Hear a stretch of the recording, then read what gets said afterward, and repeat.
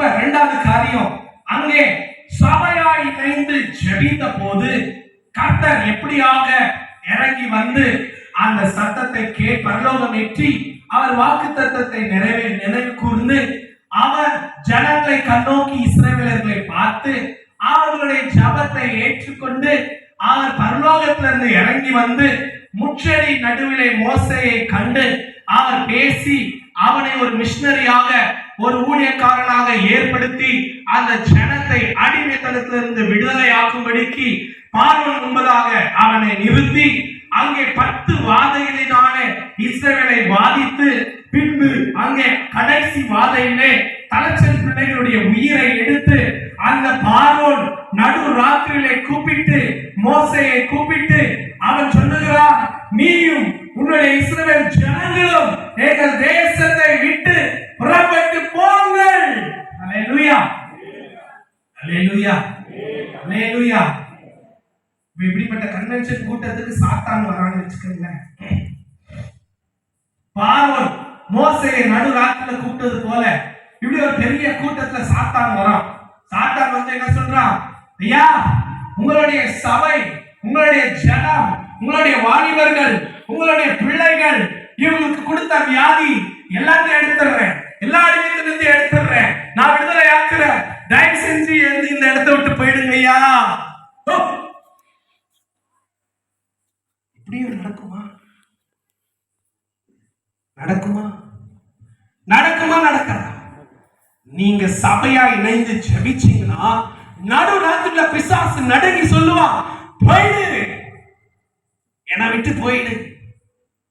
நம்ம எப்படி ஜெபம் பண்றோம்? பிசாசே என்னை விட்டு போயிடு. நடு ராத்திரில பிசாசு வந்து நிறைய பேர் அப்படியே கழுத்தை நெருக்குது இல்லைங்களா? ஆமா ஆமா நெருக்குது. சிலரை காலை பிடிச்சு இழுக்குது, சிலர் பாத்ரூம் போனா அங்கே நிற்குது பிசாசு. சொல்லு, பிசாசு என்னை விட்டு போயிடு.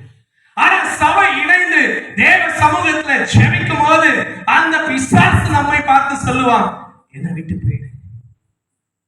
ஹல்லேலூயா. இனி ஊருக்குள்ள வரும்போது ஒரு பிசாசு அங்க நிக்குது அப்படின்னு சொன்னா அவனை பார்த்து பயந்து நீங்க பின்னாடி போக கூடாது. நீங்க முன்னாடி போக போக அவன் பின்னாடி போகணும். ஹல்லேலூயா. கரங்களை தட்டி ஆண்டவரை விசுவாசிக்கிறவங்க. நடு ராத்திரியில பார்வோன் அங்கே மோசேயை வரவழைத்து சபை தலைவரை வரவழைத்து அங்கே சொல்லுகிறார், உன் சபையை கொண்டு போ. இத்தனை நாட்களாக 400 வருடங்களாக இந்த இஸ்ரவேல் மக்களை நான் அடிமைத்தனத்தில் பிடித்து வைத்திருந்தேன். எனக்கு விட மனதில்லை. நல்லா கவனிங்க, எனக்கு விட மனசில்லை. இந்த இஸ்ரவேலர்களை விட்டா வேற அடிமைகள் இல்லை, என்னுடைய வேலைகளை செய்ய ஆட்கள் இல்லை, செங்கலருக்கு ஆட்கள் இல்லை, இவர்களை விட எனக்கு மனதில்லை. ஆனால் இவர்கள் நிமித்தம் என்னுடைய தேசம் பாதிக்கப்படுகிறது.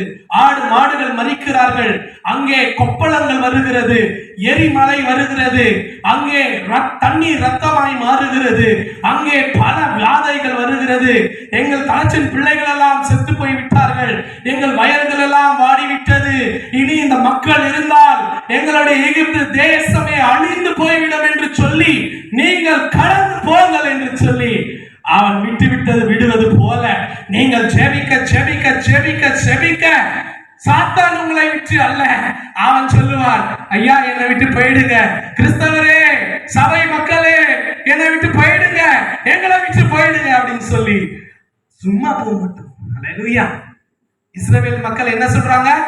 சும்மா போக மாட்டோம். வீடு வீடா சென்று வஸ்திரங்களையும் பொன்களையும் வெள்ளியையும் எல்லாவற்றையும் கர்த்தருக்கு பண்டிகை கொண்டாடுவதற்கு, கர்த்தரை ஆசரிப்பதற்கு, கர்த்தருக்கு பலி செலுத்துவதற்கு தேவையான சகலத்தையும் அவர்களுடைய கைகளில் இருந்து வாங்கி கொண்டு அங்கே ஜெயக்கொடியை பிடித்தவர்களாக அவர்கள் செல்கிறார்கள். ஹல்லேலூயா.